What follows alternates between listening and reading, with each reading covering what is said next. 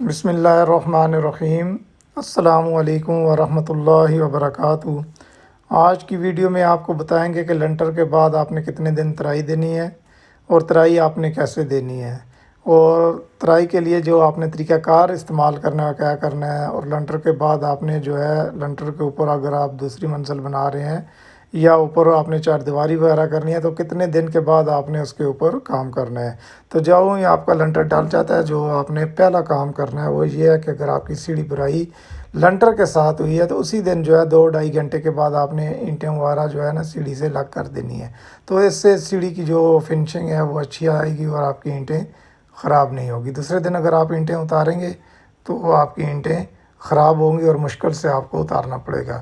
تو دوسرے دن آ کے آپ نے جو ہے بنیاں وغیرہ بنا دینی ہے فرنٹ اور بیک پہ۔ اگر آپ کا دونوں سائڈوں پہ مکان بنا ہوا ہے تو فرنٹ اور بیک پہ آپ نے اینٹوں کی ایک ایک لیئر لگا کے مسالے کے ساتھ تیز سیمنٹ کے ساتھ آپ نے اس کو لگا دینا ہے۔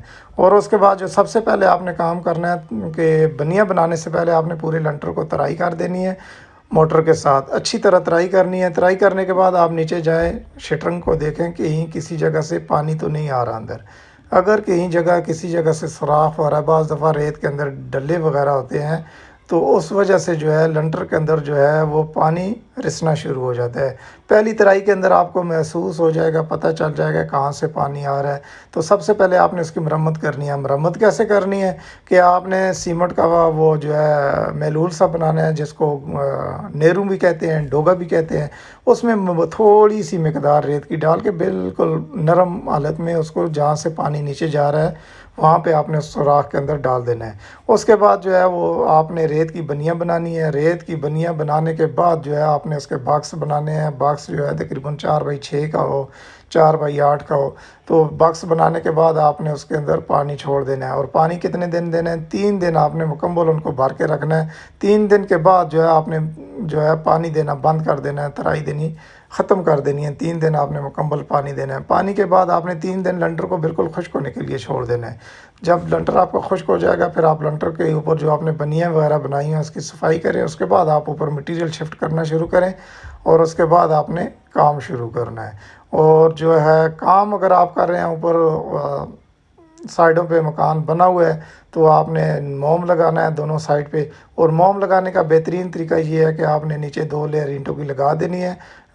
2 لیئر اینٹوں کی لگانے کے بعد آپ نے موم جو ہے وہ اینٹوں کے اوپر رکھ کے دیوار کے ساتھ جو ساتھ والی دیواریں ہیں ان کے ساتھ آپ نے ہینگ کر دینا ہے۔ اسٹیل کی کیل وغیرہ لے کے اوپر کوئی چیز گتا وغیرہ یا لکڑ وغیرہ اس کے اوپر کیل لگا کے آپ نے دیوار کے ساتھ موم کو ہینگ کر دینا ہے۔ تو اس طرح موم کا یہ فائدہ ہوگا کہ ایک تو موم کی وجہ سے جو آپ کے پڑوسی ہیں ان کی دیواریں خراب نہیں ہوں گی، ان کا وائٹ واش خراب پینٹ وغیرہ خراب نہیں ہوگا۔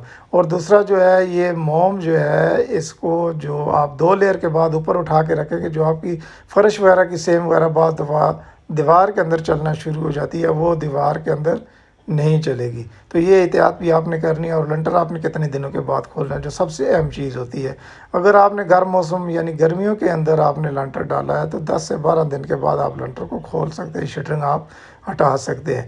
لیکن اگر آپ کا لنٹر جو ہے سرد موسم کے اندر ڈالا گیا ہے، سردیوں میں آپ نے لنٹر کی بھرائی کی ہے تو آپ نے 15 دن کم از کم جو ہے نا 15 دن سے پہلے آپ نے شٹرنگ نہیں کھولنی۔ گرم موسم ہے تو 10 سے 12 دن کے بعد آپ شٹرنگ کھول سکتے ہیں، اور اگر آپ نے سردیوں میں لنٹر کا جو ہے بھرائی کی ہے تو 15 دن آپ نے شٹرنگ نہیں کھولنی، اس کے بعد آپ نے شٹرنگ کھولنی ہے۔